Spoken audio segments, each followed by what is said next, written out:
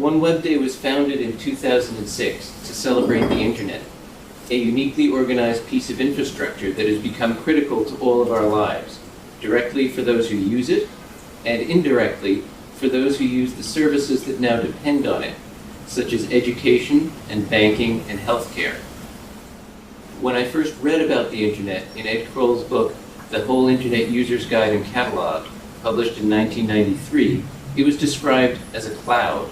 The reason it was described this way is that the internet was not built from the top down. It was built by network administrators at military institutions and at universities who built local networks and allowed those networks to connect to each other. OneWebDay? OneWebDay? Class. OneWebDay, yeah. Okay.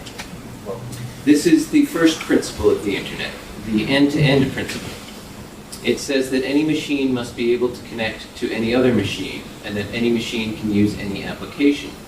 There can be no internet gatekeeper to decide what can and cannot be done. Not everyone likes this. The internet receives many of the criticisms that are leveled at democracy. The internet is less efficient than it could be if it had managers. The internet is less secure than it could be if we could police it by reading everyone's mail. The internet will be brought down by the weight of the people that make it up, because they will inevitably act against the interests of the internet, and you only have to destroy democracy once for it never to return. The internet, when it began, was an American thing. It was built by our military and the educational institutions that work with it. It was built on American principles, and one of those is openness. Another is that the whole world wins when science and technology advance. The internet was built on the principle of openness. The second principle is that users should be allowed to know how the internet works. Today, many technologies are secret. There are parts of your cell phone, if you have one, and I assume most people in this room do, that you're not allowed to change. But the internet is open, and that means that it can be changed not just by an institution with a big research budget, but by two guys like Sergey Brin and Larry Page with some California venture capital. It can be changed by the guy who built Facebook, who, if the latest Hollywood movie is at all accurate, may not be a nice guy. It can be changed by you and me. It can be changed by a speech at NYU by Professor Evan Moglen, who inspired the Diaspora Open Source Challenge to Facebook with a speech that included the phrase, "I'm not suggesting that Facebook should be illegal. It should be obsolete. We're technologists. We should fix it." Not everyone agrees that the internet should be this way. Some might want users to take a test to qualify to build a web page, so that the number of web pages would be restricted. In South Korea, they want to crack down on celebrity gossip and internet suicides. Here in the United States, I was very surprised by a recent post to the FCC blog, which said that the internet should be illegal. The FCC blog, which said that the internet should be illegal because it contains pornography.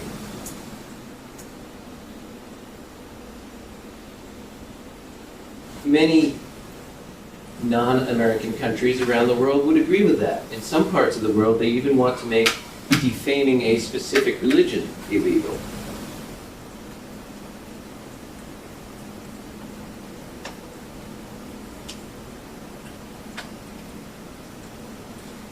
That's a comment on the FCC's own blog. As long as there is free speech in a democracy, there will be speech that is abhorrent to some people. But if you forbid that free speech, you shut down a key component of democracy. Perhaps the most startling aspect of the internet model is the cloud itself.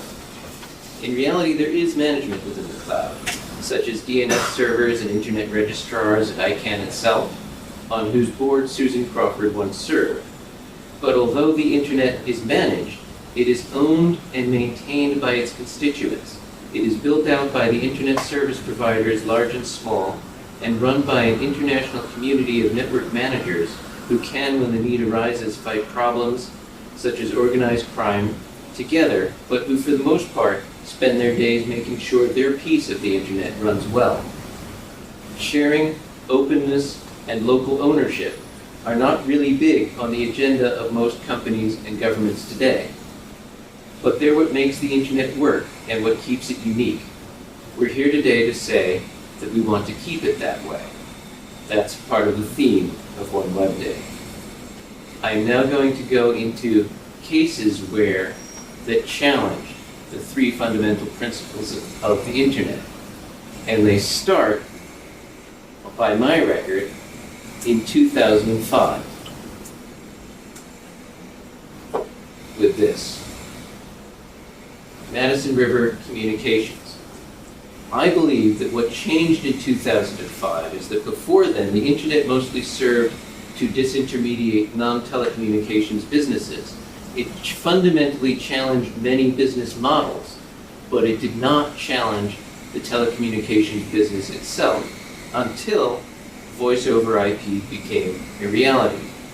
Shortly before 2005, VoIP went mainstream. It had been around for a very long time. Jeff Pulver had built his VoIP-centric career on the technology, and he started in 1999 or even earlier.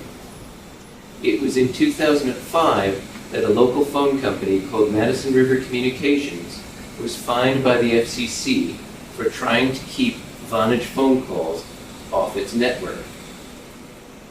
I would like to point out that there are some very persuasive conspiracy theories about this fine. Fred Goldstein points out that paying $15,000 is next to nothing. But what I'm concerned about here on OneWebDay is that the FCC could have asserted a general principle.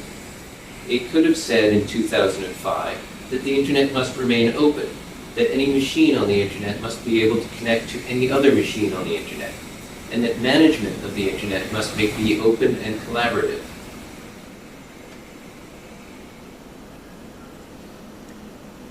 The FCC made no such assertion. In the consent decree, the FCC said it investigated in order to allow customers their choice of VoIP provider. Quote, the Bureau inquired about allegations that Madison River was blocking ports used for VoIP applications, thereby affecting customers' ability to use VoIP through one or more VoIP service providers. As Goldstein points out, Madison River wasn't fined. It entered into a consent decree to pay $15,000. The FCC was therefore able to avoid spending money investigating Madison River, and Madison River avoided potentially high legal expenses. Madison River also promised not to do it again. Quote, in order to resolve and terminate the investigation, the Bureau requires, and Madison River agrees, that Madison River shall not block ports used for VoIP applications, or otherwise prevent customers from using VoIP applications. The FCC could have asserted its right to regulate the three core internet principles. It could have argued that its role is to protect the customer and the internet. Instead, it argued the narrowest of principles and achieved the narrowest of goals. It asserted the right to police competition among VoIP providers on privately owned VoIP networks. And the actual consent decree is kind of entertaining. Quote, to avoid the expenditure of additional resources that would be required to further litigate the issues raised, Madison River agrees to make a voluntary payment to the United States Treasury of $15,000.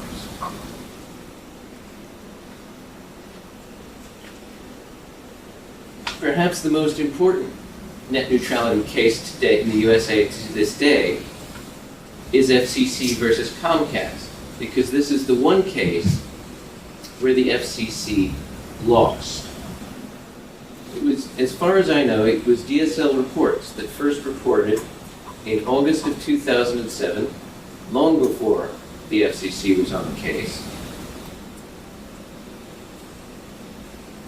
that Comcast was attacking BitTorrent. There's a picture here of the Sandvine device, and the DSL Reports forum member said, and this is a very interesting quote that we've got here, The Sandvine application reads packets that are traversing the network boundary. If the application senses that outbound peer-to-peer traffic is higher than the threshold determined by Comcast, Sandvine begins to interrupt peer-to-peer protocol sequences that would initiate a new transfer from within the Comcast network to appear outside of the Comcast network. The interruption is accomplished by sending a perfectly forged TCP packet. And you've got the rest up there. But the point is that for internet users, the key phrase here is perfectly forged TCP packet, because it meant that Comcast was intervening in customers' use of the internet without telling users in order to break an application. It was choosing which machines users could connect to. It was not being open and transparent in its network management. In 2008, the FCC said that this behavior was illegal, and the Electronic Frontier Foundation released a neutral tool called Switzerland to help users determine whether their own ISP was doing the same. Note that the Sandvine device had been on the market for some time. Equipment makers, not just Sandvine, had been developing products that could do this. They had been marketing them openly. Had the FCC been concerned about the fundamental internet principles, it or Congress could have intervened, but they chose not to.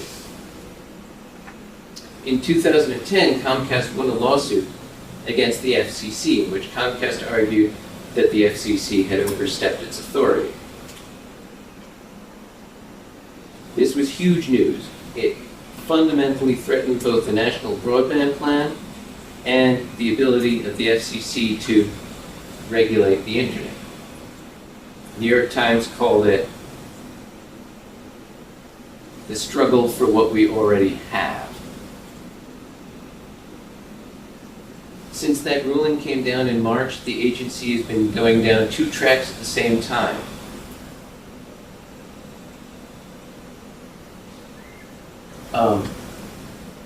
The Times said, it has been desperately trying to find a way to reestablish jurisdiction over broadband services while at the same time continuing to push for net neutrality. It has become a very complicated dance.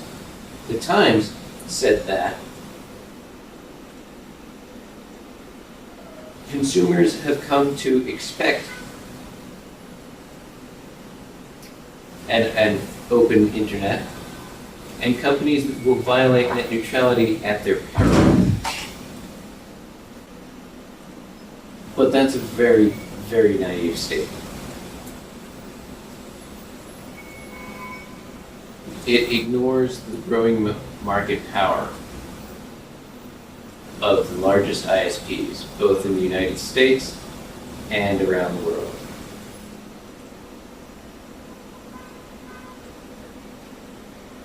Verizon, for example, is a major cell phone company. It's Verizon Wireless. It provides regular telephone service as Verizon. With Verizon Fios, it is the largest fiber optic provider in the US and offers television service on its fiber lines. Comcast is a major cable company. It is also one of the nation's largest telephone companies with its digital phone offering. It competes with Verizon to be the largest ISP in the US. And Comcast wants to buy NBC, which we'll talk about later. Commissioner Cox noted in a Washington Post editorial that the FCC could retain authority to regulate the internet if it asserted that the internet is Title II, Common Carrier Telecommunications, rather than Title I. He blamed the Bush administration's FCC.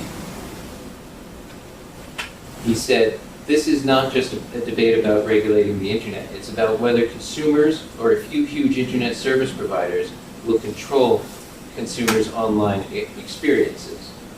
Today, on OneWebDay, we want to urge the FCC to assert its right to protect the three key principles of the internet, principles that have made it friendly to innovation and competition. We want the FCC to insist that the internet be open, that computers be connectable from end to end without interference, and that internet management be open and transparent, not secret, and in the service of the companies and governments who want it to be a specific way.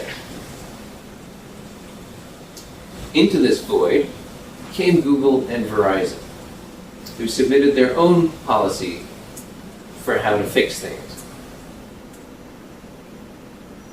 There were many great responses, but I want to highlight that of Susan Crawford. In a post called Leadership, as in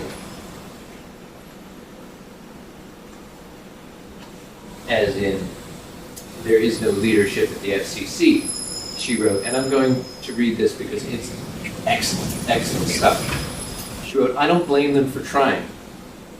These are profit-making companies, not regulators, not advocacy groups. I'm sure Google in particular is tired of the multi-year slog that has gone into the net neutrality debate, tired of being made the poster child for the issue as other major online companies have steadily backed away.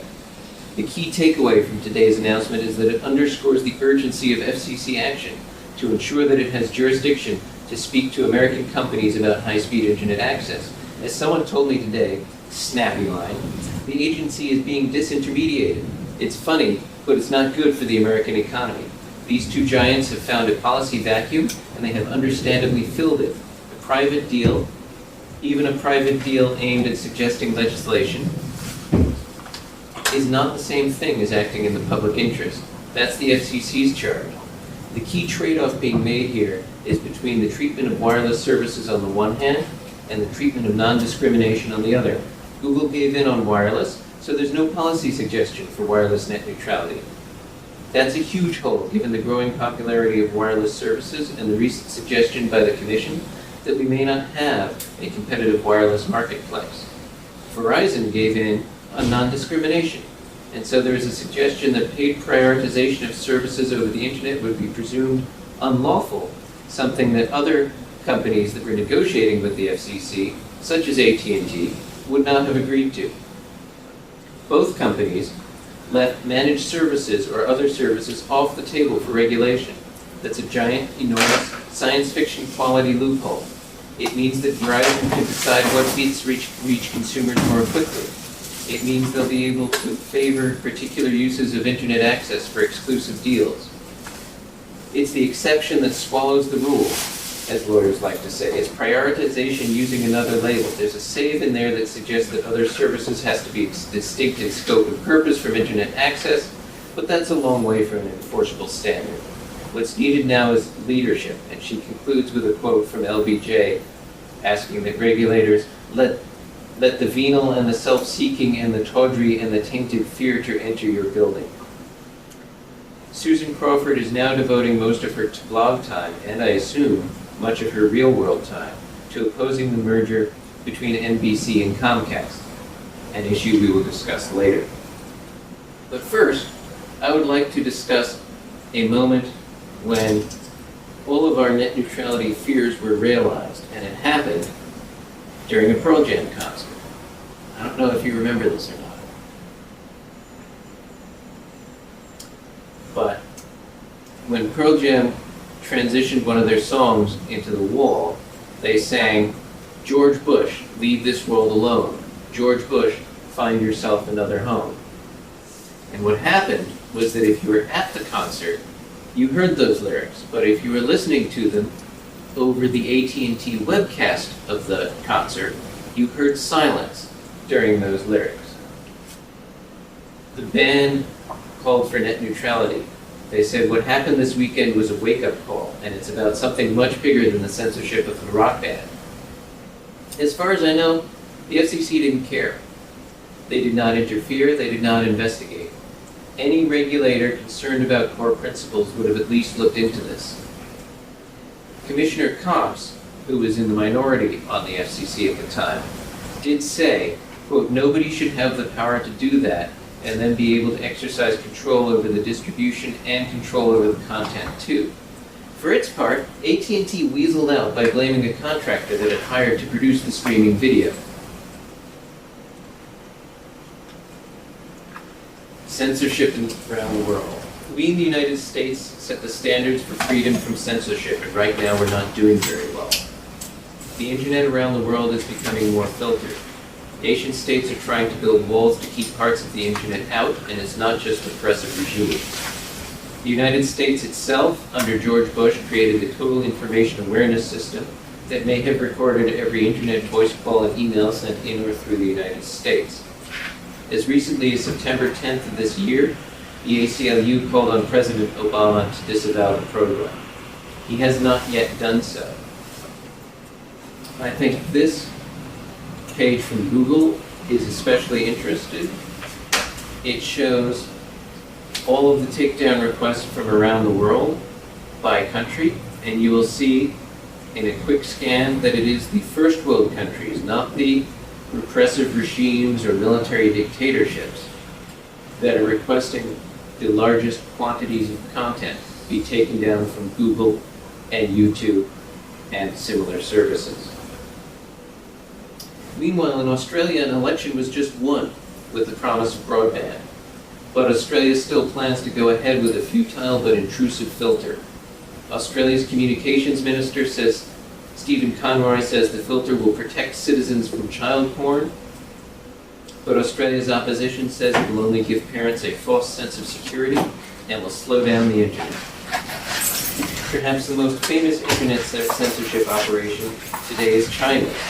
Google was nearly kicked out of the country but has been allowed to stay for one more year. Pakistan blocked YouTube and Facebook over what it calls sacrilegious images. Recently, we've seen the censorship of the BlackBerry. The Economist magazine pointed out that the BlackBerry offers a way to get information to a server outside a country without anyone inside that country having read it. The key here is the location of the server. A country is generally happier when it has all servers in its own warm jurisdictional embrace. So far, the United Arab Emirates and India have asked for and received their own BlackBerry servers. We're getting close to the conclusion, but I want to stop by the issue that is of most interest to Susan Crawford right now, Comcast and NBC merger. The history of internet regulation is a history of regulators trying and failing to catch up with what's actually happening. It's like the Sandvine box that was in development for years, but the FCC never noticed it until Comcast deployed it. Then they intervened and tried to stop it. Susan Crawford appears to think that the most important challenge to the internet today is epitomized by the potential merger of Comcast and NBC. Recently, at the NBC Forum in Chicago, she argued, Comcast market power and distribution currently gives Comcast control over programmer behavior and will allow it to protect the leading sports, business, and entertainment brands it gains from the transaction. Comcast's current relationships with programmers, enhanced by its pricing and bundling control over key NBCU cable channels and online properties, may allow it to raise the costs of its offline and online distribution rivals. Therefore, high-speed internet access prices paid by Americans may get higher. But most importantly, she was able to point at the weak historic record of the FCC. She said, and I quote, "Experience with prior mergers for which the FCC exacted conditions demonstrates that the Department of Justice should be involved in enforcement. Examples include failures to enforce pretty much every major Bell merger, fiber commitments in the SBC Pacific Telesis merger, SBC Southern New England Telephone, and 9X Bell Atlantic merger, competition commitments in SBC Ameritech merger, Bell Atlantic GTE, and even promised cost savings in the mega merger between AT&T and Bell South." Crawford provides a specific example. Comcast has 61% of the Chicago market, 63% of the Philadelphia market, which is its home base, 58% of the San Francisco market, and 59% of Miami.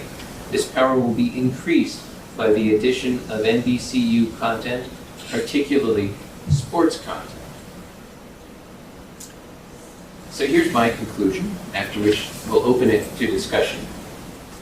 Defending these abstract principles, openness, end-to-end architecture, and transparent internet management requires that we watch the marketplace with vigilance, as Susan Crawford is doing. Today, on OneWebDay, we celebrate the internet for what it is. This is the age of the internet, but the internet may change, and not for the better. Powerful companies and national governments want to control it. It is our duty to stay informed and stay active. Thank you.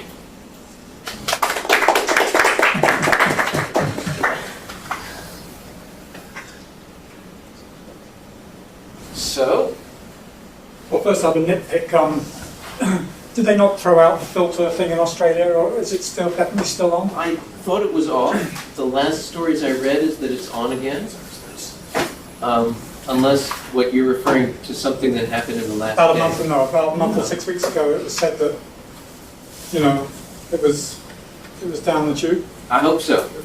I hope so. As far as I know, it's still on. It would be a very foolish and futile undertaking. So I think eventually, if they have an incentive, they will toss it.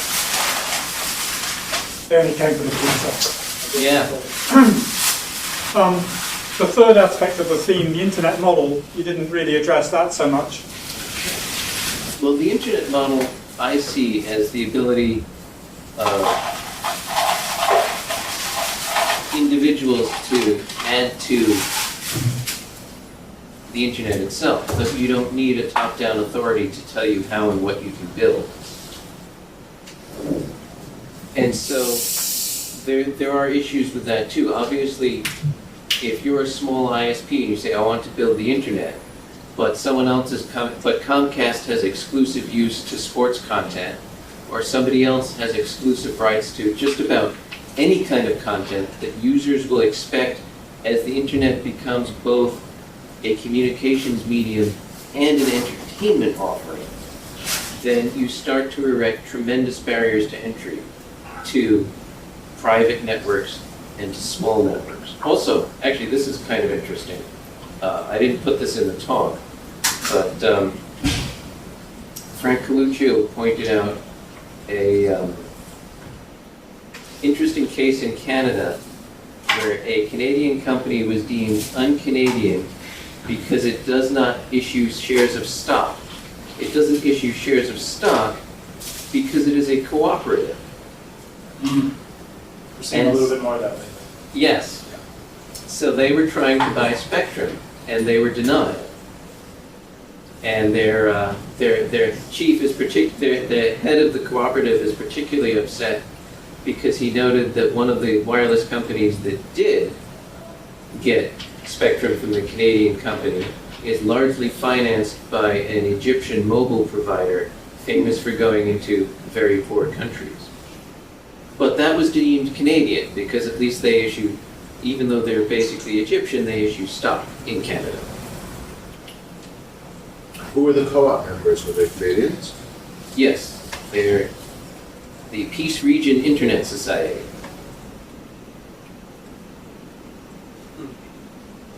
And as you can see, they are. They have colors. Isn't that some sort of Canadian national Yeah. bird? It's a blue. That's I'm not caught up on my corporate organization. Are the broadband providers such as Verizon and others are they regulated at all? Well, that's I mean, that's are a broad question. I guess what are I'm the sorry. providers regulated? That's Who's regulating the regulators? So I'm sorry, I should No. modify the question. I know that's a very broad question. To what extent does it compare to something like the MTA, which is, I guess technically it's a private company, but Well, we have concerns about how open and transparent the MTA is too. yes. But I mean, at least the idea behind it, like, I mean, I would see what seems most sensible is to compare it to an actual transit company, which is not technically a government institution, but works very closely with it, at least under ideal circumstances. It's my opinion, and here's part of it, that the regulators are generally owned by the companies that they're supposed to be regulating. I listed several cases where merger conditions were imposed but never enforced. Right. And here on the USF fund, this was mostly Bruce Kushnick's research, and I just helped him write it up. It's a 13 to 15% tax on your phone bill. What surprised me more than anything else is that the phone companies collect more universal service funds than they spend each year, by about $170 billion. I don't know where that money goes. And the only reason I have that data at all is because of Waxman's Energy Committee asked some pointed questions. Another problem with regulation is that Verizon has at least one operating company in each state. Each of those state operating companies deal with a state regulator. Verizon tries to pretend that its phone service is separate from its DSL service, which is separate from its fiber service, and separate from its wireless cellular service. Now, it would be great if we could say, look, as a whole, this company is profitable and extremely profitable. But what Verizon does, and we're still looking into these numbers, is that it says that many of these state entities are loss-making and need government support. But then it goes to shareholders on Wall Street, says we're making billions of dollars a year and we need a dividend. So, actually, I'd love some Time out. liquid. You're saying that the fund actually loses money every year? $170 million of taxpayer money goes into the fund? In They're saying 170 million more goes into it than is spent. Yes. Oh, the opposite. It's profitable for the government. It's No, not that's not profitable what- for the government, it is profitable for the Right. phone companies. No, so then what I said is correct. So the government is But subsidizing the phone they companies to the... give that money to the government. The government gives is it allowing the back to them. phone companies to collect a tax on your phone bill that is supposed to go to subsidizing rural phone service, but $170 million of that money doesn't ever leave the phone company stuff. Actually, if I could grab a...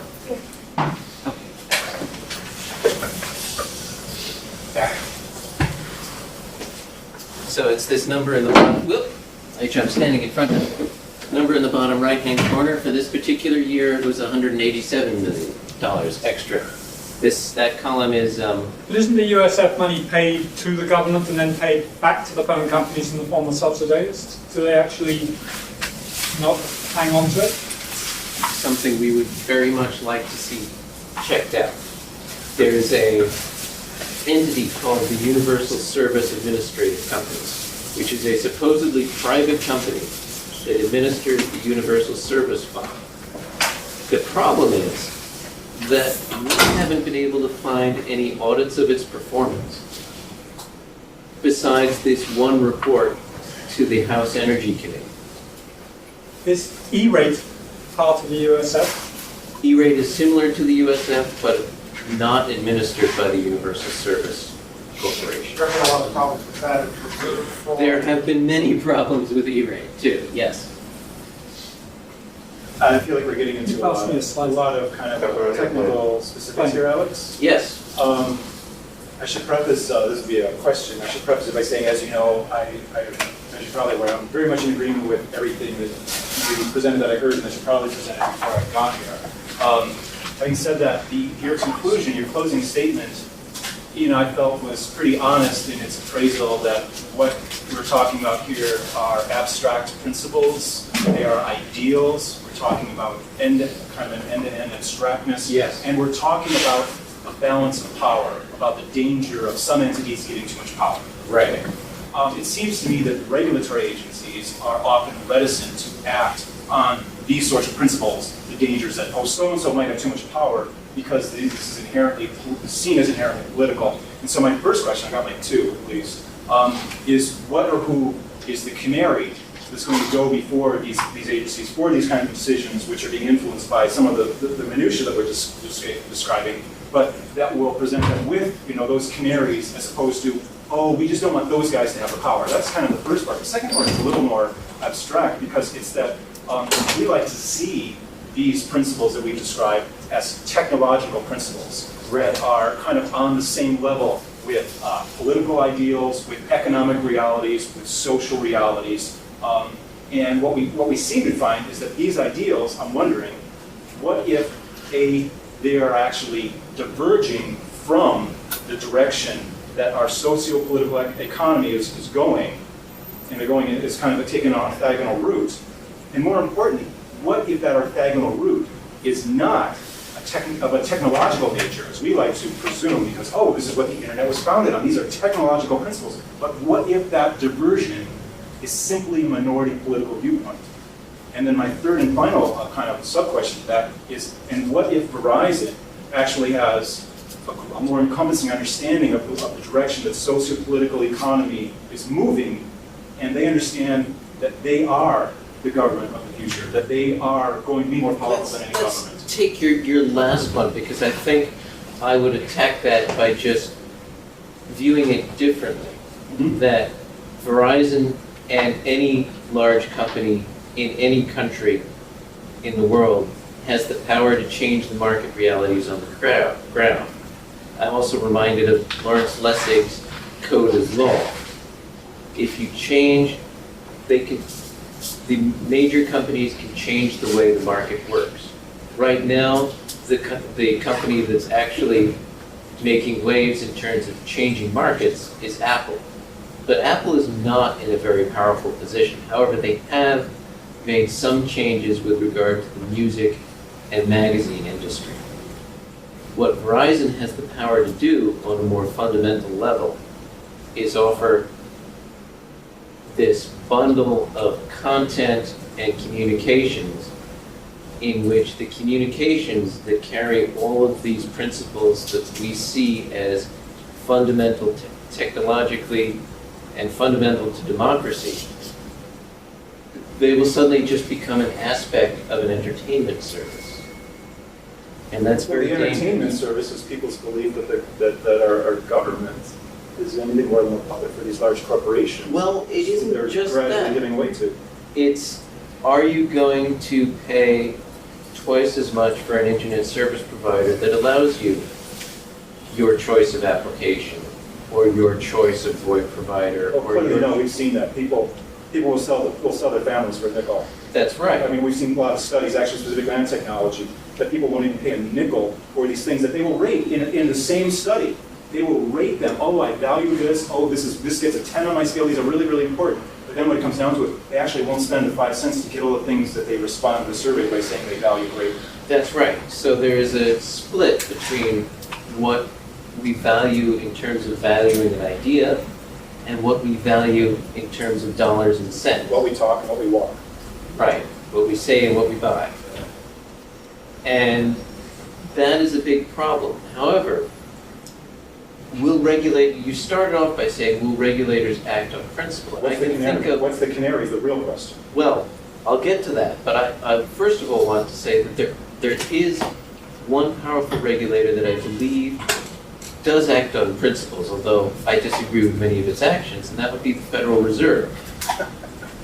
And at least they are guided in theory by this economic theory that has been, in the last few years, been proved to be largely false. But at least they're guided by economic theory. As far as we can tell. As far as we can tell. The problem with the FCC is that it appears to be guided moment to moment by expediency, to the extent that it often contradicts its own statements.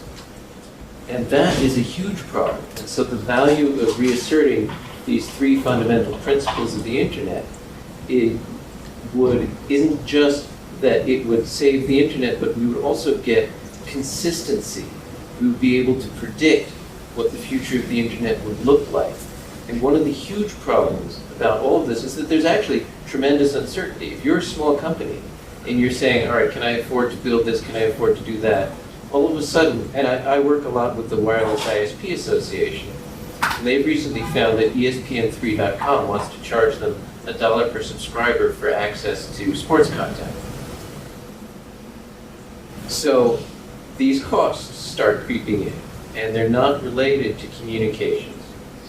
They're not related to buying internet equipment. They're completely related to purchasing content from someone else. It's the cannoli without the cream filling.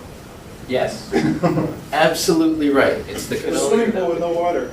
I want to get there's a distinction here between content providers. In many cases, that the content providers, these corporate mergers, may also be in the ISP business. Right. But there's a difference there between providing internet service access and content. Some of this content is currently, it's provided through cable TV and what have you. So it is, so that, some sports events and concerts and such are pay-per-view or are restricted that way, and some content providers who are not connected with that do that as well. The issue here, there are two issues it seems to me. One is internet access and being able to connect. If I have a website with controversial political content, it not being blocked and not being able to connect, and also a small independent internet provider being able to get access to the infrastructure to provide high-speed service at a reasonable cost. So those are two issues on one side. The issue of the content of sports events being charged for or restricted is somewhat different because you're talking about the content provided there. Right. So with the certain kinds of mergers of content providers and infrastructure companies, you do have some issues there. But fundamentally, I think that they are somewhat different. And what seems to me to be the biggest issue is the artificial scarcity of bandwidth due to governmental policy. So basically, you have limited choices in terms of the last mile. Either one provided that I want to have access to. That creates a problem. There are many different choices that were all offering inexpensive broadband services. I would have a lot more flexibility. And the ownership of the fundamental infrastructure, the wires in the street that go to the home and in the office, are the real bottleneck, because once you get into the data centers, the meetup rooms, and so forth, all of a sudden internet access is very cheap and there's lots of competition. But there are just a very few numbers of those places where that exists. So, as you know, tomorrow the FCC will be talking about making finally the decisions regarding the access to white spaces, which would be an improved Wi-Fi longer distance more bandwidth, that may open up some of those those last mile problems. Do you have any thoughts about that? About tomorrow? Tomorrow, the white spaces and the opening up of the last mile and the impact that would have on some of the concerns about network quality. Well, I think that actually, I was talking earlier today with the Wireless ISP Association that I do a lot of work with, and they think that it's going to be a gradual process.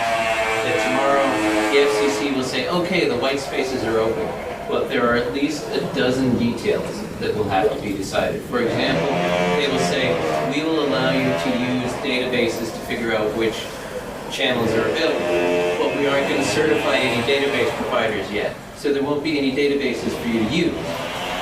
There'll be a bunch of other issues related to power and antenna height that will have to be decided over time. Once that happens, though, absolutely, TV white spaces opens up all sorts of things.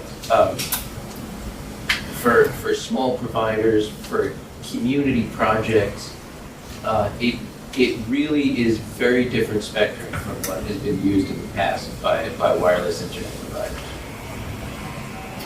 In terms of your point about the middle mile, this is a paper by Professor Lisko from Minnesota. He's a pretty smart guy. He's most famous for being the first person to disprove that theory that the internet was doubling in size every 2 months. I think he did that in 2001. Here's his comparison of the relative bandwidth prices at different points in the network. Starting with texting, which of course, you pay a few cents to send, 140 characters? So he calculates that as a $1,000 per megabit price. Down to wireline voice, about 10 cents. Residential internet, you're probably paying about a penny per megabyte that you download over a month. It's actually, this chart, behind this chart there are a lot of very complicated calculations, because you're not paying per megabyte, you're paying for a specific speed over a period of month. So he's taking the average usage that you use given a certain speed and dividing that the average usage by the price you pay to get at a penny per megabyte for you as a residential internet consumer, but your provider is paying 1/100th of a penny for the internet that they're selling you for a penny. So Also, the internet providers oversell the bandwidth because they assume that it's used in bursts. So Right. therefore, that I have for the megabit that I have upstream, I can sell 10 megabits downstream because nobody will really use it all at the same time. it's Sounds a lot like the Federal Reserve. Yeah, there we go. it's sort of an actuarial game. They assume that only a certain number of people will be online. And nowadays, with the popularity of Hulu and Netflix, that actuarial game is breaking down. Yeah. Fractional reserve internet. The fractional reserve is a system that you use to loan out more money to you out. Fractional T1. Right. Got Well, it. Doesn't it, the ARPA Networks report last year, showed that, the growth of Google and so on in terms of like backbone capacity, and how, they've done this because they were able to peer because people needed their YouTube content, and so and basically their costs of delivering YouTube were zero because they were able to do this peering and so it would seem that that at the kind of at the backbone level you need to have this and yet and they were making all this money out of they're the ones with the cash because they're making all this, the content has the advertising is still is where the money flows. So if you're a wire provider, a pipe provider, you need to have that hybrid relationship with content in order to monetize. Or you need to be big. Because when YouTube that's the real lesson here. was a private company, it was paying hundreds of millions of dollars per year in bandwidth costs.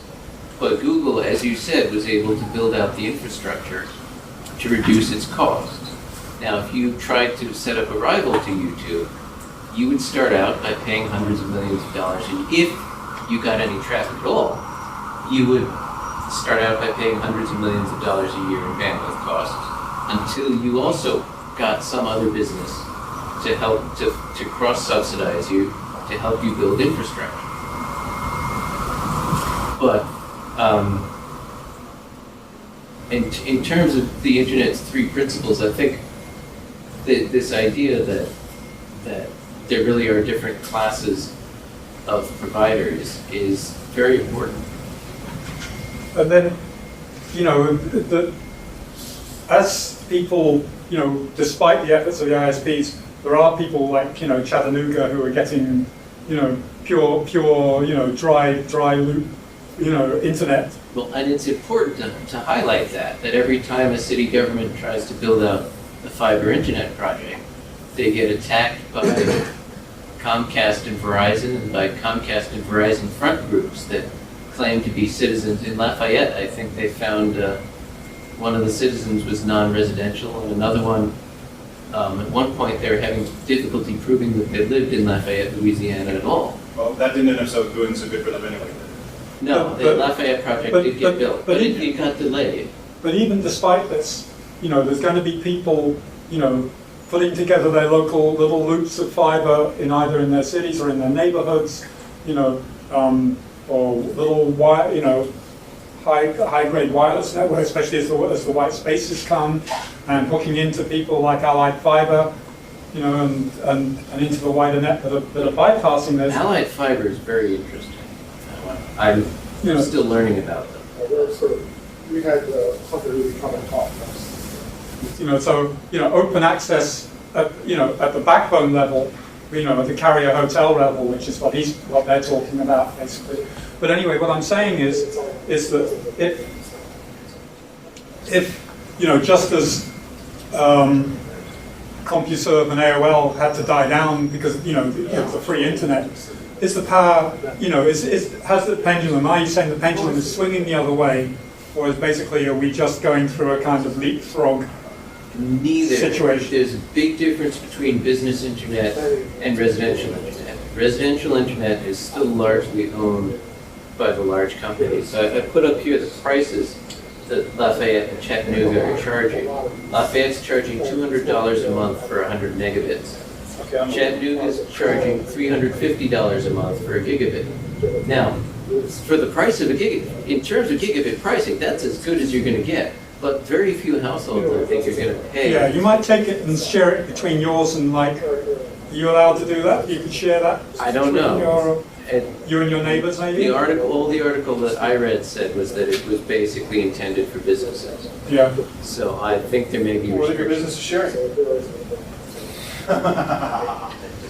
Well, yeah, I actually heard, these hydroelectric cooperatives, power companies in Washington State have also built small local fiber builds. And they were charging relatively high residential prices, but they actually charged advantageous ISP prices. So someone registered as an ISP serving one customer. Nice. But if this bandwidth goes up, if people, at the moment they give you a triple play, and that is equivalent to probably 100 megabits, right? Is it? I don't know. 50, that is the 50 megabits. Well, if you're on the Lafayette Municipal Fiber Project, but you're forced to you're only allowed to use up to 50 of this for internet, and the rest of it is to their proprietary expensive services, right? Yeah, I don't think you get hardly any of that. You get 100 at all. no, That may be a market as such. For you to say, just give me pure bandwidth. I don't need your VoIP or your other place. that's what these companies, that's what these municipal projects are doing, is they're offering pure bandwidth. And the question is, Verizon has said that that's the only way they can afford to build out fiber is by offering these premium services. Where people will pay a lot of money for sports or whatever. Right.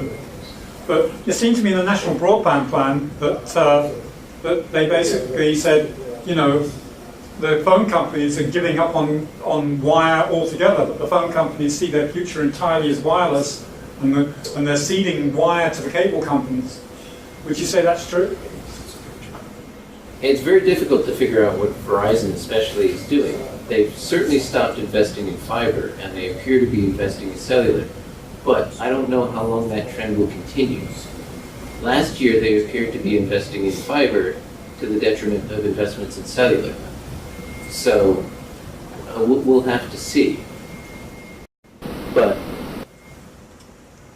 I actually had this conversation with a guy called Shelley Palmer earlier this week, who is a sort of media pundit and TV producer, and he had this great quote.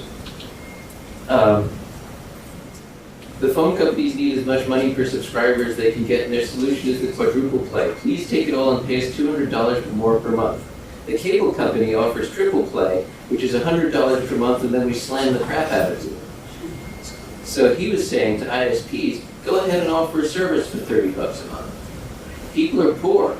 They're making $66,000 a year. You charge them $200 a month, you're charging them 5% of their annual income. So charge $30, charge for the dumb pipe. People can go to these other services if they want them, and they can pay for only what they want.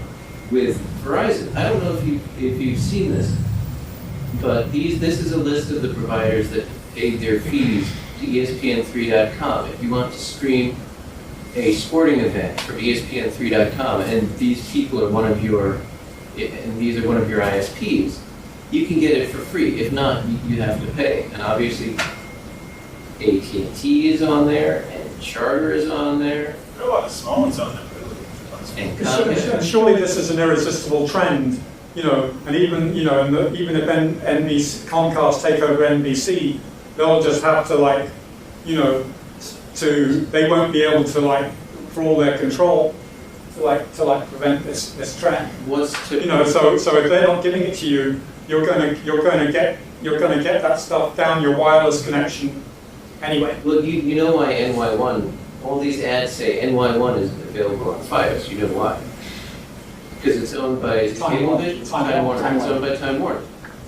So there are already cases where TV channels that are available over the cable network are not available over the internet. So this is this is the basic of America. You have a choice. You know what I mean? But we expect the government to police monopoly power.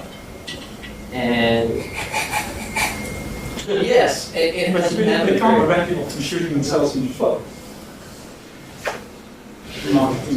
Dad, what's the principle of antitrust?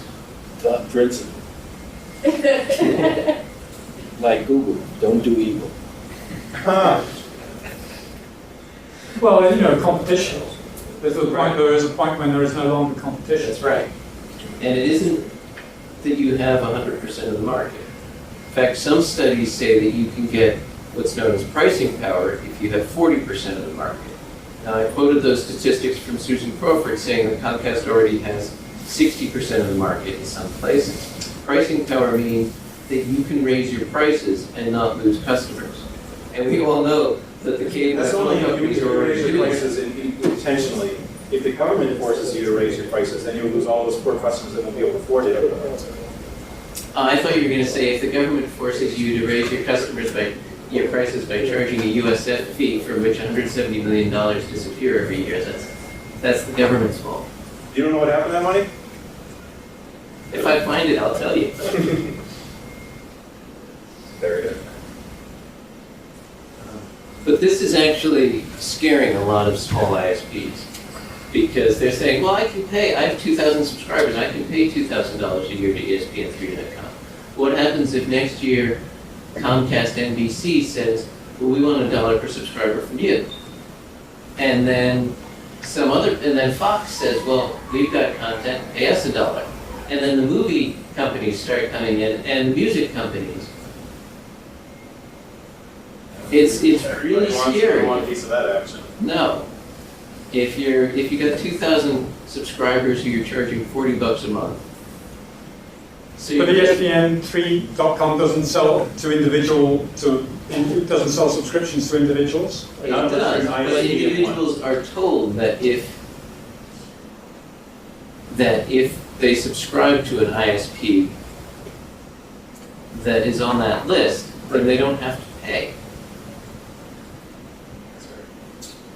Couldn't, again, there may be contractual things like this, but couldn't one ISP whose license got a certain type of license to access this content or resell it at a more competitive rate? You know, I mean, as long as everybody's connected, I think the whole point of licensing is to control your. Well, that's what he's saying is that you could maybe one or two, but once if every website that's got premium content decides to go to this model, how can an ISP can exist with that? I mean, basically. And the other issue is that we're no longer talking about the internet connecting to services. All of a sudden, And a big one can get a discount, but a small one can't. I think to respond to David's point out to really make sure you don't confuse brand and licensing. You can use in the same sense. What if they buy this, you're licensing something you're not buying it, you're buying it. And you look at what the sports friends do now doing with like a license to buy seats. So the Percy license with PSLs, you actually, you end up paying, how many $1,000 it is, like $60,000 a year. That doesn't take you to any games. That gives you the right to buy a seat in the games. And if you don't exercise that right, you forfeit the right and that license and the whatever 60 grand. They're really good at this game. That's my point. They're really, really good at the licensing game. And part of the danger is that the internet will be seen as something that is licensed, as opposed to current. It came from it. We used to bandwidth was something that was bought and sold, or we could easily. Via this move here that he's talking about, other ones catching up, we can easily move to a model where this is only part of it. Bad as it says, it's only part of the content that is valuable on the internet. I don't see a lot of things that many people use going to that type of model. I don't see Twitter or Facebook or Google for many of their services doing this. And those are things that if you ask probably most people, what do you use the internet for? Well, email and Gmail and Facebook and Twitter. I'm talking about big websites as well as maybe my friends and family have personal websites, and I see those. Those are essential. Those are, the internet is a model for most people too. And the ESPN is something that currently they can't access on the internet. They have broadband. It's being offered that way, but in many cases they get that through. What I'm hearing from the ISPs is that usage has changed fundamentally. Actually, Evan, I don't know if your students are doing this, but I'm hearing that more and more it's a video streaming device for news and entertainment. And that change in usage has tremendous ramifications for bandwidth usage, for everything. My dad streams radio shows from all over the world. There was what were we watching? Where there was a series of commercials of people in a bar watching a football game on their cell on their smartphones. Yes. I was in my local pizza place, and the guy was watching a soccer game on a. He had, he had it at two different angles on two different cell phones going by. The reason I wanted to talk to Shelley Palmer specifically was that the internet is becoming a bit more like the cable business. So I said to him, why is ESPN different? And he said, well, one of the differences is that cable channels pay ESPN over $4 per subscriber per month. And that the range of money that cable companies pay cable channels is ESPN downward to channels paying cable companies money to be listed on the cable. So what's special about sports and anything that's live and immediate is that you can't watch it later. So a lot of the shows that come for free over Hulu or whatever, you don't have to watch them as they happen. And sports have become a huge, huge piece of the cable TV business. Now, we can argue about the frivolity of sports. So they've got that that number of small ISPs or various ISPs. They've got their deals with the cable providers, but there's a whole bunch of people that are out there that are on other internet-connected devices, Wi-Fi devices, and so they can sell those people individual subscriptions to ESPN. And so, at what point does some point they say, okay, we've now got 60% of our businesses selling to individual subscriptions. We don't need the cable model any. The balance has shifted. Do you know what I mean? But it doesn't. If they say no, you've got to sign up to our whole package of 200 channels before you can get it. That's the thing that's being disintermediated, and it seems to me to be unavoidable. That if they, the complaint about NBC and so on is that, about Comcast is they'll say you've got to become they'll use it as a lever to make you subscribe to their whole package, whereas I don't see that they. Yeah, but the last time I looked, it makes market sense. The last time I looked at the top 3 ISPs in the U.S., the top 5 had about half the market, and they've grown since. This was in 2008. 30, 47, 54, over half the market. Quest is up at 8. It's on. Well, there are all sorts of issues with these numbers. Nobody wants to admit that they still have dial-up subscribers, for example. But I'm pretty sure that they do. And as I say, this is Q2 2008, so this is old data now. But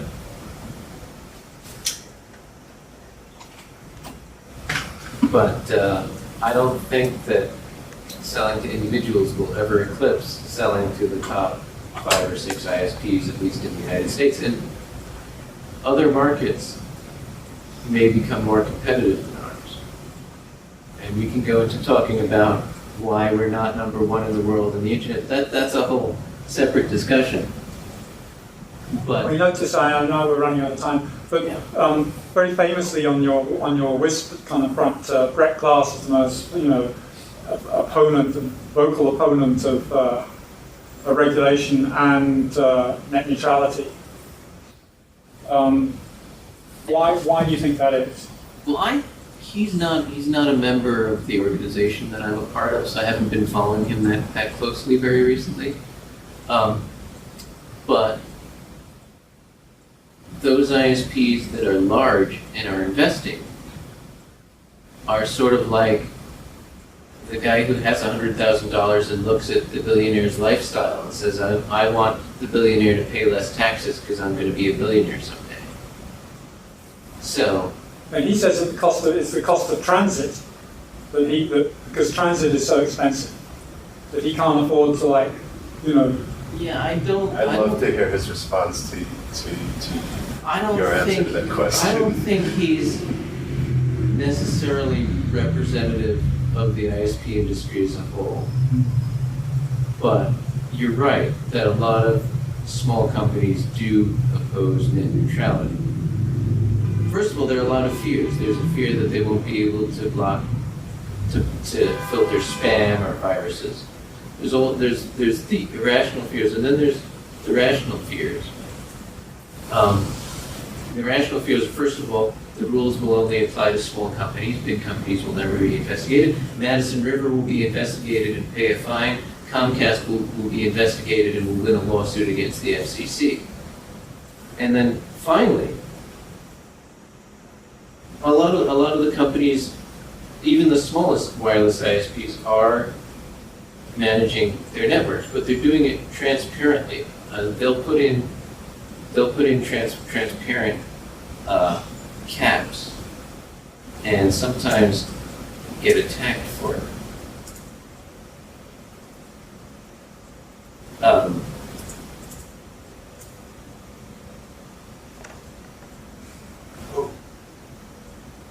Now, Is it in his blog? it's not in his blog. Yes, this is what happened to Nat Larson, who is a small wireless ISP with about 2,000 customers in about 10,000 square miles of Nebraska. Remember, 10,000 square miles is 100 miles by 100 miles. So he gets this blazing headline and his logo. Provider admits caps and over-limit fees are about deterrence. Forcing upgrades are going on. Well, that's not exactly what Matt Larson said, but people are facing this choice. In rural areas where bandwidth costs more, they are implementing bandwidth caps, but it can be done transparently and fairly. It can be done so that you're actually telling someone we're going to charge you for it. Comcast was forging packets, and that's a very important phrase. So, Isn't Comcast doing that because that was a shortcoming of DOCSIS 1.0 that is now irrelevant now at 3.0? And now you've gone past my own technological knowledge. What I understand is that you only have a limited number of TCP connections, so it's a bit like a buffet where there's plenty of food on the table, but it takes all the plates, so no one else can actually get at the bandwidth because Is that local congestion between the local junction hubs? because it's taken too many connections. Yeah. So, is one takeaway from this that the ESPN thing, that's totally new information for me. I had no idea that this was going on. So it seems to me that ESPN is trying to do these deals so that they could avoid having a la carte on the internet. But they're actually providing a new service that wasn't available otherwise. They're just trying to get paid at the bulk level. So maybe they see, like Jolly was saying, maybe they see their cable business shrinking and they're trying to reproduce their cable business over the internet. One of the key points Shelley Palmer made to me is that what makes ESPN3 so profitable is that they don't have to actually do anything that they're not already doing. They take content that usually sells locally, that will be on the air, like Syracuse University's team will be local in Syracuse, but if you want to see it in California, you subscribe to ESPN3. But also, my students are probably not going to have cable in 10 years. That's They're going to be right. getting it through their device. So this Right. is No, there's the famous blog question from Zuckers from Facebook, with when the World Cup was on, he's saying, "Oh, how can I watch the World Cup? I don't have a TV." And this is from the guy who owns Facebook. But there's something that the record, that the music business has understood after this whole business with the RIAA and showing and suing everybody, is that the answer to it is ubiquity. Is that you can't push everybody through one channel, and what you do is you push your content through every possible channel that you can across the spectrum, doing different deals all the way. But I kind of see like our cable bill going down while they're pushing this content on. Well, that's right. Here's what Palmer said. He said, those graduating now from college will make $24,000 a year. They'll pay $100 a month to the cell phone company, $30 a month for the ISP, and then that second line is the key one. Now, as I grow up, I've been trained to find my entertainment on the internet. If that's 3 million students graduating a year, it's 30 million people in 10 years. If they succeed in killing BitTorrenting, that would change the economics of it at the moment, because a lot of people are getting their entire television off BitTorrent right now. But the lesson, I think, in peer-to-peer policing is that there's always a new service. Yeah, there is. Yeah, good luck. Napster, Kazaa, which was awful, apparently. I used Napster. Napster was wonderful because it had a central server. Everything worked. BitTorrent, I haven't used, but there are legitimate uses for it too. A lot of Linux distros, for example, get sent over.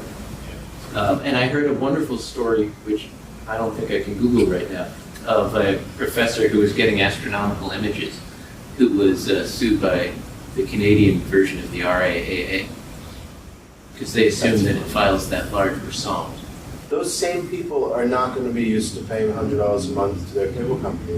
No, they're not going to have a cable subscription at all. They're going to pay $100 a month to the cell phone company. However, I think their cable bill will be $60 a month. I mean, their internet bill will be $60 a month. could be. But maybe in the first year when they actually face reality under that $24,000 a year But salary. doesn't that $100 a month for the cell company actually include internet, which through which they'll be watching most of their TV? It includes a A lot less. steeply capped, punitively capped data plan. I see. So I think it's good too. And it's the sort of data plan where if you go over it, you can pay hundreds of thousands of Slow their dollars. business from cable. But yes, they will do some internet, maybe even all their email. They might even get internet and never use email on it. Now that's why I'm very interested in what you're seeing in current usage, because from what I hear, it's completely different. 3 years ago, I was at Thanksgiving and I said to a current college student, "But you don't watch movies on your computer." She said, "Sure we do. We just all gather around the computer and watch movies on it." That's all it's essentially used for anymore. I mean, what will be used for? I mean, if your hard line to your home is decided you're going to use for your home entertainment center that the phone doesn't work for, or tethering doesn't work for, or you are some sort of developer helping to build the infrastructure, and you actually need a workstation. Yes. Other than that, I mean, it's all mobile. That's because things like .c and so on are still in a early adopter level. Yeah, but I went to the New York Linux users group on Boxy. That was very interesting. There's a lot of potential in that project. Okay, well I think we're at our time. So thank you very much, Alex. Thank It's been you. very good. There's still a few more Thank you. sources. Thank OneWebDay, the Internet Society. City. Oh, are we on video? Yeah. Oh, he's going Happy live. OneWebDay Happy from New York OneWebDay. City. 1, 2, 3. Happy OneWebDay from New York City.